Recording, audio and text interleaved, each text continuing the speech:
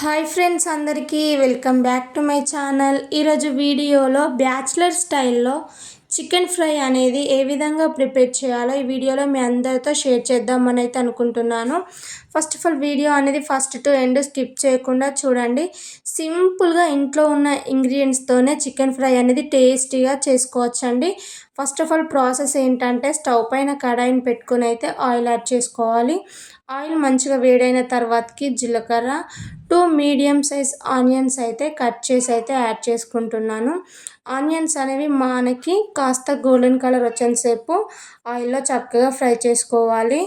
Onions అనేవి మంచిగా మగ్గిన తర్వాతకి అల్లం వెల్లుల్లి పేస్ట్ అయితే 1 టేబుల్ స్పూన్స్ వరకు యాడ్ చేసి అయితే పచ్చివాసన పోయేంతసేపు బాగా మిక్స్ చేసుకొని 1/2 టేబుల్ స్పూన్ వరకు పసుపు వేసుకొని వన్స్ ఒకసారి ఇవన్నీ కలిసేలాగా మంచిగా మిక్స్ చేసుకోవాలి. నెక్స్ట్ అయితే 1/2 కేజీ చికెన్ వరకు అయితే నీట్గా వాష్ చేసి అయితే ఇందులోకి యాడ్ చేసుకుంటున్నాను. సో చికెన్ అనేది అయితే మీ ఇష్టం అండి, ఎంత క్వాంటిటీలో తీసుకున్నా కానీ పక్కాగా ఈ స్టైల్లో చేసి చూడండి. సో 1/2 కేజీ చికెన్ తీసుకున్నానండి నేనైతే.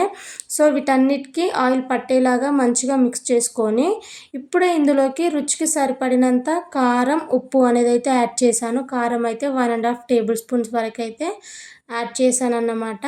మనం వేసిన ఉప్పు, కారం చికెన్ ముక్కలకి బాగా పట్టించుకోవాలి.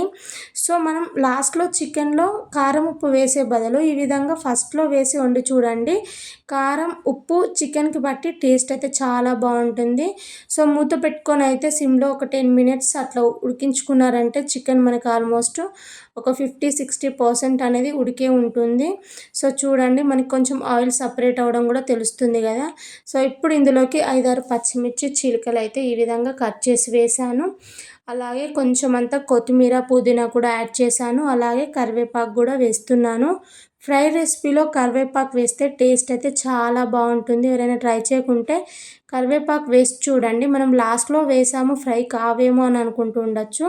చక్కగా ఫ్రై అయిపోతాయి ఇవన్నిటిని.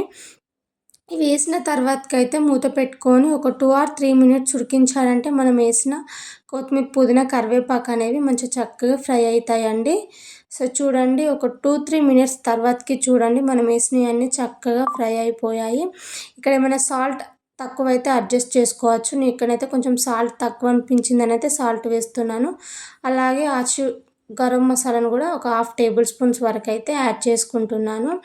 సో మంచిగా ఒకసారి అయితే మిక్స్ చేసుకొని ఇంకొక 2 మినిట్స్ ఉడికిస్తే మన వేడి వేడి చికెన్ ఫ్రై అయితే కంప్లీట్ అయిపోయిందండి. ఎవరైనా ప్రిపేర్ చేయకుంటే డెఫినెట్గా ఈ విధంగా ట్రై చేయండి. ఖచ్చితంగా ఈ కర్రీకి మీ ఇంట్లో వాళ్ళు ఫిదా అవుతారు. సో ఎవరైనా ట్రై చేసిన వాళ్ళు ఉంటే కూడా కామెంట్ బాక్స్లో కామెంట్ చేయండి. ఐ హోప్ ఈ వీడియో మీ అందరికీ నచ్చినట్టయితే మన ఛానల్ని సబ్స్క్రైబ్ చేయండి. మాకు చాలా సపోర్ట్ చేసిన వారు అవుతారు. Thank you.